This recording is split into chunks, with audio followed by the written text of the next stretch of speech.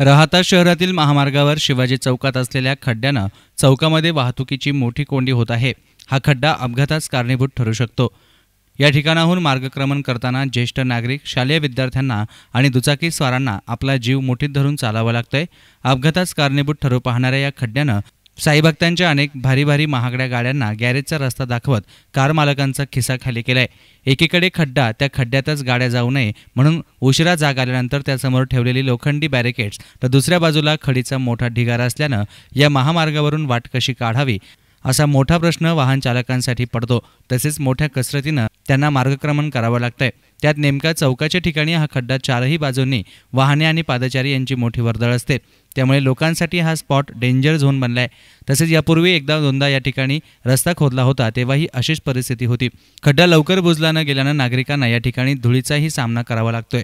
कायम महामार्ग खोदण्याऐवजी एकदाच खोदून हवे ती कामं करून घ्यावी अशी मागणी नागरिकांमधून होत आहे।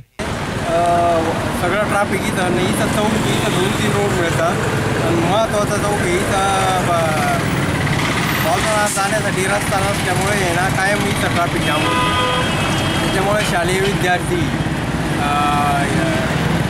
मोठे वाहनधारक, मोटरसायकलवाले यांना सगळ्यांना प्रॉब्लेम येतो।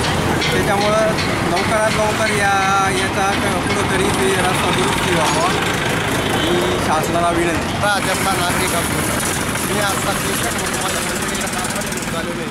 राहत्या चौकामध्ये प्रचंड मोठा खड्डा झालेला आहे। येथे अपघात होण्याची शक्यता राहते। तरी या रस्त्याची लवकरात लवकर दुरुस्ती करावी। या चौक असून इथं लहान मुलांची येण्याची वर्दळ, शाळा सुटलेली राहते, चौबाजूनी गाड्यांची येता राहते। तरी त्या चौकामध्ये लवकरात लवकर रस्ता दुरुस्त करण्यात यावा अशी नागरिकांच्या वतीने नम्र विनंती आहे। दरम्यान आमच्या प्रतिनिधीनं खड्ड्यात गेलेला महामार्ग तसेच महामार्गावरून मार्गक्रमण करणाऱ्या साईभक्त, स्थानिक नागरिक, शालेय विद्यार्थ्यांच्या व्यथा मांडण्यासाठी येथील खड्ड्याचं चित्रीकरण घेऊन बातमीसाठी माहिती देताच संबंधित यंत्रणा खडबडून जागी झाली आणि काही तासातच महामार्गावरील हा खड्डा बुजवण्याचं कामही सुरू केलं गेलं। News reporter Sandeep Waval, S9 media, राहाता।